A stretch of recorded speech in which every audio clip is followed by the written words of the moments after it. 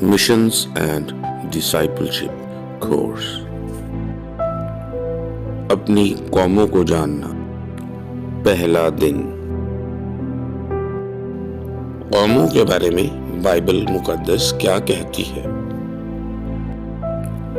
हमारे बड़े भाई खुदावंद यीशु ने आसमान पर जाने से पहले यानी रुखसत होने से पहले आखिरी बात ये कही कि खुदा बाप ने उसको आसमान और जमीन का इख्तियार दे दिया है, जिसका मतलब है कौमें दे दी हैं, और कहा कि तुम जाओ और सब कौमों के पास जाकर उनको शागिर्द बनाओ और उनको बाप और बेटे और रूह कुद्दुस के नाम से बपतिस्मा दो।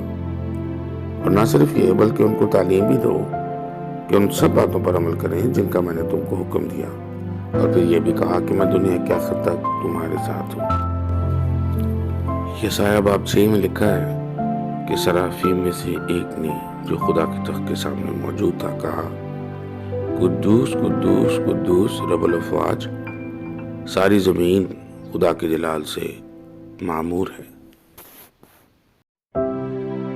लिहाजा साबित हुआ कि जो खुदा बाप की हजूरी में रहते हैं उनको सारी जमीन नजर आती है, और खुदा का बेटा जो बाप की गोद से आया और जिस्म में जाहिर हुआ, जाने से पहले ये कह रहा था कि सब कौमों को शागिर्द बनाओ। खुदा सारी दुनिया को और सारी कौमों को देख रहा है। खुदावंद यीशु ने कहा, खुदा ने दुनिया से ऐसी मोहब्बत रखी, यानी सब कौमों से ऐसी मोहब्बत रखी कि उसने अपना इकलौता बेटा बख्श दिया, ताकि कौमों में से जो कोई उस पर ईमान लाए हलाक ना हो बल्कि हमेशा की जिंदगी पाए। अमाल उसका 13वां बाब उसकी दूसरी आयत में लिखा है, जब वो खुदा की इबादत कर रहे और रोजे रख रहे थे तो रूह कुद्दुस ने कहा, मेरे लिए बरनबास और शाऊल को उस काम के वास्ते मखसूस कर दो जिसके वास्ते मैंने उनको बुलाया है। यहाँ खुदा पाक रूह पौलुस और बरनबास को गैर कौमों की खिदमत के लिए बुला रहा है।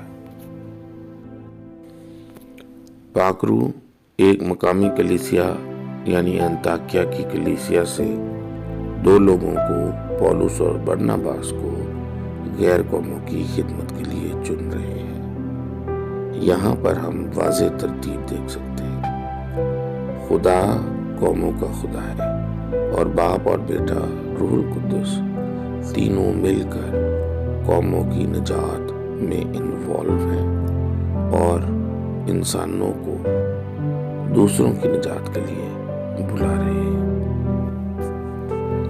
अपने आप को बाप बेटा रूह कुद्दुस के सामने पेश कीजिए ताकि जिन कौमों के पास वो आपको ले जाना चाहते हैं ले जा सकें। खुदा के बहुत से बच्चे सिर्फ छोटे बच्चों की तरह लॉलीपॉप मांग रहे हैं।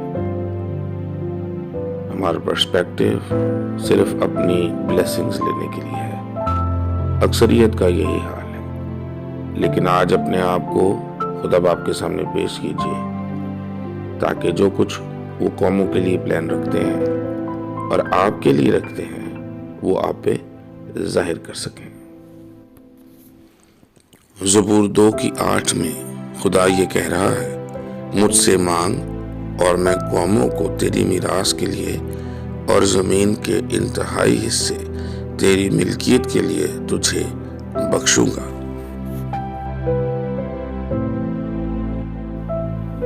खुदा पैदाइश बाब 11 में लोगों को मुख्तलिफ जुबानें देकर लैंग्वेज ग्रुप्स बनाता है।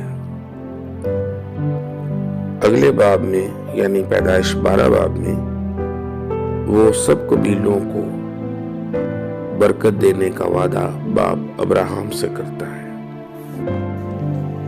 मुकाशवा बाब 7 में खुदा यूहन्ना की आंखें खोलता है ताकि वो 9वीं आयत के सीन को देख सके, जहां लिखा है, इन बातों के बाद जो मैंने निगाह की तो क्या देखता हूँ कि हर एक कौम और कबीला और उम्मत और अहले जुबान की कैसी बड़ी भीड़ जिसे कोई शुमार नहीं कर सकता, सफेद जामे पहने और खजूर की डालियां अपने हाथों में लिए हुए तख्त और बर्रे के आगे खड़ी है और बड़ी आवाज से चिल्ला चिल्ला कर कहती है कि नजात हमारे खुदा की तरफ से है जो तख्त पर बैठा है और बर्रा की तरफ से।